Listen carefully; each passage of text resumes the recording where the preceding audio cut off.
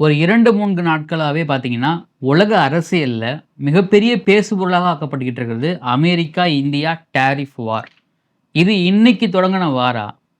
இதன் மூலியமாக யாருக்கு லாபம்? யாருக்கு நஷ்டம்? அமெரிக்காவுடைய இந்த வரி விதிப்புக்கு பிரதமர் மோடி அவர்களுடைய பதிலடி என்ன? இதை எப்படி அமெரிக்கா எதிர்கொள்ள போறாங்க? இதனால மக்களுக்கு எந்த அளவுக்கு பாதிப்பு ஏற்பட போகுது? 50% வரி சொல்றாங்களே, அது 50ஆக இருக்குமா? இல்ல 100ஆக மாறுமா? அப்படின்னு அடுக்கடுக்கான பல கேள்விகள். எல்லா கேள்விக்கும் விடை இந்த வீடியோல இருக்கப்போது வீடியோ ஸ்கிப் பண்ணாம ஃபுல்லா பாருங்க. Welcome to the channel. நான் உங்கள் விஷால் சரவணன். வாங்க வீடியோக்குள்ள போகலாம். டெய்லி அப்டேட்ஸ், டெய்லி வீடியோஸ்க்கு மறக்காம நம்ம சேனலை சப்ஸ்கிரைப் பண்ணி பெல் ஐக்கானை கிளிக் பண்ணிக்கோங்க. டாரிஃப் வார் இது இன்னைக்கு நடக்கிறதா? இல்லை, இது பார்த்தீங்கன்னா 2018 இருந்தே இந்த வார் அப்படிங்கிற விஷயம் இருக்குது. டாரிஃபு முக்கியமாக டொனால்ட் ட்ரம்ப் அவர்களுக்கு இந்தியா மீதும் பிரதமர் மோடி அவர்கள் மீதும் அலாதி பற்று ஒன்று இருக்குது.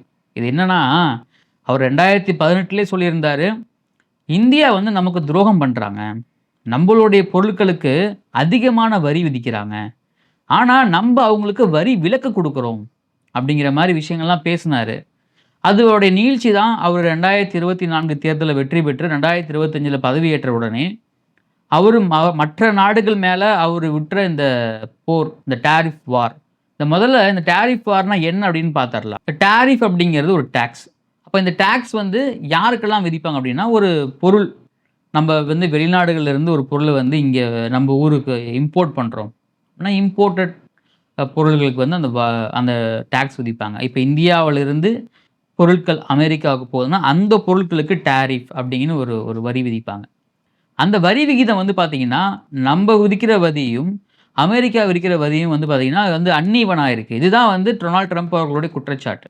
அப்போது ஃபர்ஸ்ட் அமெரிக்கா அப்படின்னு ஒரு பாலிசியை கொண்டு வர்றாரு. நம்ம எப்படி மேக் இன் இண்டியான்னு கொண்டு வந்தோமோ அதுமாதிரி ஃபர்ஸ்ட் அமெரிக்கா, அமெரிக்காவில் தயார் பண்ணுற பொருட்களை ஃபஸ்ட்டு முன்னுரிமை கொடுக்கணும் அப்படிங்கிறது தான் அங்கே அவருடைய வாதமாக இருக்குது. ஸோ இதனால் என்ன பண்ணுறாரு அப்படின்னா, அதிகமான மார்க்கெட்ஸ், இப்போ இந்தியா, சைனா போன்ற இடங்கள்லாம் பார்த்தீங்கன்னா மக்கள் தொகை அதிகமாக உள்ள இடம். இங்கே மார்க்கெட் ரொம்ப பெருசு. இந்தியா ஒரு சந்தை, மிகப்பெரிய சந்தை. இந்தியாவில் பிஸ்னஸ் பண்ணால், இந்தியாவில் இன்வெஸ்ட் பண்ணால் அவங்களுடைய பொருளாதாரம், அவங்களுடைய பிஸ்னஸ் பயங்கரமாக உயரும் அப்படிங்கிறது அனைவரும் அறிந்த விஷயம் ஒன்று. ஸோ அப்படி இருக்கும்போது டொனால்ட் ட்ரம்ப் அவர்கள் இந்த பரஸ்பர வரி விதிப்பு அப்படின்னு ஒரு கொண்டு வந்தார். இந்த பரஸ்பர வரி விதிப்பு தான் இங்கே மிகப்பெரிய ஒரு பேச்சாகுது. அப்போ இந்த டாரிஃப் வார் மூலியமாக, இந்த டாரிஃப் மூலியமாக நம்ம இந்தியாவுக்கு 25% வரியை விதிக்கணும் அப்படின்னு விதிச்சார். அதுக்கு 24 ஹவர்ஸ் டைம் கொடுத்து, நீங்கள் ரஷ்யாவிடமிருந்து வாங்கும் அந்த எண்ணெயை நிறுத்தலை அப்படின்னா இது மேலும் உயரும் அப்படின்னு சொன்னார். அதே மாதிரியே 24 ஹவர்ஸ்க்கு அப்புறம் 50% வரி உயர்வு. இது இன்னையிலேருந்து கிடையாது, ஆகஸ்ட் 28 50% வரி உயர்வு. இந்த 50 100ஆக கூட மாறும் அப்படின்னு எச்சரிக்கை விடுக்கிறாரு. என்ன இவ்வளோ டைரெக்டாக எச்சரிக்கை விடுக்கிறாரு? ஏன் இவருக்கு என்ன மிகப்பெரிய இந்தியா மேலே கோபம் அப்படின்னு கேட்டோம் அப்படின்னா, ஆல்ரெடி சொன்ன மாதிரி இந்த பரஸ்பர வரி விதிப்பு, அவங்களுடைய பொருட்கள் நம்ம அதிகமாக வரி விதிக்கிறோம் அப்படிங்களா? ஓகே, இப்போ மோடி என்ன பதில் சொல்லியிருக்கார்? நம்மளுடைய பிரதமர் மோடி அவர்கள் என்ன பதில் சொல்லியிருக்காருன்னா, அவர் கிளியராக ஒன்று சொல்லியிருக்கார்.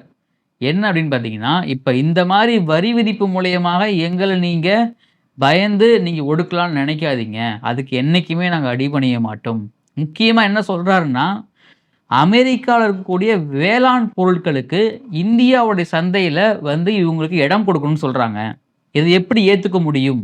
இதை ஏற்றுக்க முடியாது. அப்படி அமெரிக்க வேளாண் பொருட்களுக்கு இந்தியாவில் நம்ம இடம் கொடுத்தோம் அப்படின்னா நம்மளுடைய விவசாயிகள் பாதிக்கப்படுவாங்க, நம்மளுடைய மீனவர்கள் பாதிக்கப்படுவாங்க அப்படின்னு அந்த வேளாண் பொருட்களை அனுமதி கொடுக்காததுக்கு காரணத்தால் தான் இவர் இந்த டாரிஃப் வார், இந்த டாரிஃபை 50% வரைக்கும் உயர்த்திருக்காரு அப்படின்னு பிரதமர் மோடி சொல்கிறாரு. இன்னும் என்ன சொல்கிறார் அப்படின்னா, இதனால் எனக்கு எந்த வித பிரச்சனை வந்தாலும் பரவாயில்ல, அரசியல் ரீதியாகவும் இல்லை இதன் மூலியமாக எனக்கு நிறைய நெருக்கடி கொடுத்தாலுமே நான் எதிர்கொள்ள தயாராக இருக்கிறேன். இந்த 50% வரி விதிப்புக்கு அப்புறம் மோடி அவர்கள் கொடுத்த ஒரு அதிரடி நடவடிக்கை இது. ஸோ இந்த ஸ்பீச்.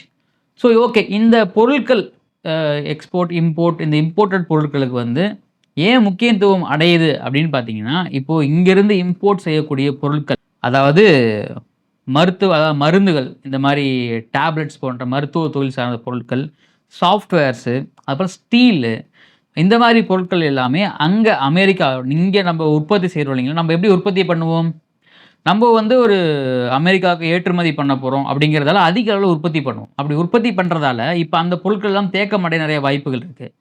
இந்த தேக்கம் அடைகிறதால அங்கே அமெரிக்காவில் வாங்கக்கூடிய அந்த கன்சியூமருக்கு விலை உயர்வு அதிகமாக கிடைக்கும். ஸோ இதனால் வந்து பார்த்திங்கன்னா பாதிப்பு இருதரப்புமே இருக்குது. நம்ம எப்படி வந்து ஒரு ஒரு ஒரு 10,000 நெல் மூட்டை ரெடி பண்ணி வச்சுருக்கோங்க நம்ம வந்து ஏற்றுமதி பண்ணுறதுக்காக. திடீர்னு வந்து ஆர்டர் கேன்சல் ஆகிடுச்சு. அப்போ நம்ம என்ன பண்ணுவோம்? அப்போது அந்த மூட்டைகளை வந்த விலைக்கு நம்ம வந்து அடுத்தடுத்து ரெடி பண்ணுவோம் இல்லைங்களா? ஸோ அப்போ அந்த நிலைமைக்கு நம்ம தள்ளப்பட்டிருக்கோம். அப்போது இதில் நமக்கும் பாதிப்பு இருக்குது, அவங்களுக்கும் பாதிப்பு இருக்குது. அப்போ நம்ம இந்தியாவுடைய நம்ம என்ன பண்ணணும், நம்மளும் வந்து அவங்களுக்கு பதில் கொடுக்க மாதிரி இந்த ஆல்மண்டு, வெண்ணெய், கெமிக்கல்ஸு, ஆப்பிள், வால்நட்டு அப்படிங்கிற விஷயத்துக்கெல்லாம் நம்ம வந்து அதிகப்படியான வரி விதிக்கிறோம் அமெரிக்காவிலேருந்து வரக்கூடிய பொருட்களுக்கு. இப்போ மாறி மாறி வரி விதிக்கிறதால இந்த வரி விதிப்பில் வந்து பார்த்திங்கன்னா இப்போது சாதக பாதகம் இரண்டுக்குமே இருக்குது. 2 நாட்டுக்குமே சாதகம் பாதகம் இருக்குது. இப்போ ட்ரம்ப் அவர்கள் அங்கேருந்து 50% வரி வைக்கிறாருங்க. இங்கிருந்து ஏற்றுமதி பண்ணி அங்கே அமெரிக்காவில் இறக்குமதி பண்ணுற பொருட்களுக்கு 50% வரி விதிக்கிறார். அப்போது 50% வரி விதிப்பால் இப்போ இங்கே இருக்கக்கூடிய வியாபாரத்தில் நிறைய தேக்கங்கள் ஏற்படும். அப்போ அங்கே இருக்கிற பிஸ்னஸ் மேன்ஸ் என்ன பண்ணுவாங்கன்னா, நம்ம ஏன் 50% வரி கொடுத்து நம்ம இங்கேருந்து வாங்கணும் அப்படிங்கிறதால கொஞ்சம் கொஞ்சமாக நம்மகிட்ட வாங்குறத தடை பண்ணுவாங்க. அப்போது அவங்க ஆல்டர்னேட் சோர்ஸ் வேறு ஏதாவது எதிர்பார்ப்பாங்க. அப்படியா ஆல்டர்னேட் சோர்ஸ் வர வரைக்குமே அந்த குறிப்பிட்ட பொருட்கள் அமெரிக்காவில் விலை உயர்வு ஏற்படும். அது சேம் இந்தியாவுக்கும். அப்போது இதனுடைய பாதிப்பு 2 நாடுகளுக்குமே இருக்குது. சாதகம் பாதகம் 2 நாடுகளுக்குமே இருக்குது. இதை யார் சரியாக கையாள போகிறாங்க, இந்த ஃபினான்ஷியல் கிரைசிஸ் யார் சரியாக கையாள போகிறாங்க அப்படிங்கிறது தான் இங்கே மிகப்பெரிய கேள்வியாக இருக்குது. டொனால்ட் ட்ரம்ப் சிறப்பாக கையாள போகிறாரா, பிரதமர் மோடி அவர்கள் சிறப்பாக கையாள போகிறாரா? யார் சிறப்பாக கையாளுறாங்களோ அவங்களுக்கு தான் அது வெற்றி கிடைக்கும். ஒருவேளை 100% உயர்த்தணும் அப்படின்னா இந்தியாவுடைய மிகப்பெரிய சந்தை பிஸ்னஸ் மார்க்கெட்டை வந்து யூஎஸ் வந்து அமெரிக்கா வந்து இழப்பாங்க. இதுதான் உண்மை. ஏன் அப்படின்னா இந்தியா இருக்குன்னு சொன்ன மாதிரி ஒரு பெரிய மார்க்கெட் இருக்குது. அப்போது நம்ம ஒத்து கொடுக்காம அவங்க வந்து இன்னும் நிறைய எடுப்போம்னா அப்போ நமக்கு ஆல்டர்னேட் சோர்ஸ் நம்ம தேட ஆரம்பிச்சிருவோம். இப்போ நம்மளுடைய பொருட்கள் எல்லாம் தேக்கம் அடைய வைக்க முடியாது இல்லைங்களா? அப்போது நம்ம அதை மற்ற இடத்துக்கு விற்க ஆரம்பிப்போம். அப்போது இது எல்லாமே வந்து நம்ம ரஷ்யா இருக்கிற உறவை வந்து முறித்து ரஷ்யாவிடமிருந்து வர்த்தகம் பண்ணாமல் நம்மளுடைய பொருளாதாரத்தில் வந்து அவங்க ஆதிக்கம் செய்யணும். நம்மளுடைய கண்ட்ரியில் வந்து அவங்களுடைய பிஸ்னஸ் வந்து இன்புட் கொடுத்து அதை வந்து அவங்க டெவலப் பண்ணணும் அப்படிங்கிறது தான் டொனால்ட் ட்ரம்ப் அவர்களுடைய மிகப்பெரிய நோக்கமாக இருக்குது. இப்போது இந்த இடத்துல வந்து நிறைய கேள்விகள் எழும்பும். ஸோ அப்போ வந்து மிகப்பெரிய தலைவர்கள், இந்தியா வளர்ந்து வரும் ஒரு நாடு, அமெரிக்கா ஆல்ரெடி வளர்ந்த ஒரு வல்லரசு நாடு. அப்படி இருக்கும்போது ஏன் 2 பேருமே ஒரு பரஸ்பர ஒரு ஒப்பந்தத்துக்கு வரமாட்டுறாங்க அப்படின்னு கேட்டிங்கன்னா 2 பேருக்குமே உள்ள ஒரு ஈகோன்னு நம்ம வச்சுக்கலாங்க. நீ பெரிய ஆளா, நான் பெரிய ஆளா, அமெரிக்கா பெரிய ஆளா, இந்தியா பெரிய ஆளா, நீங்கள் ஓகே நீங்கள் வந்து ஒரு 30 வருஷத்துக்கு முன்னாடி நீங்கள் சொன்னதெல்லாம் நாங்கள் செஞ்சோம், ஆனால் அதே மாதிரி இப்பவும் செய்யணுமா அப்படின்னு கேட்டால் இப்பயும் செய்ய முடியாது, நாங்கள் வந்து நிறைய வந்து வளர்ந்துட்டோம் அப்படிங்கிற ஒரு ஈகோ. அவங்களுக்கு நீங்கள் காலங்காலமாக நாங்கள் சொன்னதெல்லாம் செஞ்சீங்க, இப்போ மட்டும் நீங்கள் ஏன் வந்து தனிச்சு நிற்கணும்னு நினைக்கிறீங்க அப்படிங்கிற அவங்களுக்கு ஒரு ஈகோ. ஸோ இந்த ஈகோ கிளாஷால் நடக்கிறது தான். அது மட்டும் இல்லாமல் நம்மளுடைய தேசத்துக்காக, நம்மளுடைய நாட்டுக்காக நம்ம ஒரு சில விஷயங்களை காம்ப்ரமைஸ் பண்ணக்கூடாது அப்படிங்கிற விஷயம். ஸோ சேம் டைம்ஸ் பொதுமக்கள், அதாவது வியாபாரிகள், கன்சியூமர்ஸுக்கும் பாதிப்பு ஏற்படக்கூடாது. இதை நம்பி எவ்வளோ தொழிலாளர்கள் இருப்பாங்க, எவ்வளோ வியாபாரிகள் இருப்பாங்க, எவ்வளவோ சிறு குறு தொழில் வியாபாரிகள் நிறைய பேர் இருப்பாங்க. அப்போ அவங்களுக்கு நஷ்டம் ஏற்படக்கூடாது இதனால். அப்போ அதுக்கு ஆல்டர்னேட்டிவாக நம்ம என்ன பண்ணணும்னா அதையும் பண்ணணும். நம்ம நாட்டுக்காக தியாகம் பண்ணலாம், தப்பு இல்லை. ஆனால் வாழ்வாதாரத்தை இழக்கக்கூடாது இல்லைங்களா? ஸோ இப்போ வாழ்வாதாரம் ரொம்ப முக்கியமான விஷயமா பார்க்கப்படுது. அதையும் கருத்தில் கொண்டு நல்ல முடிவாக எடுக்கணும்.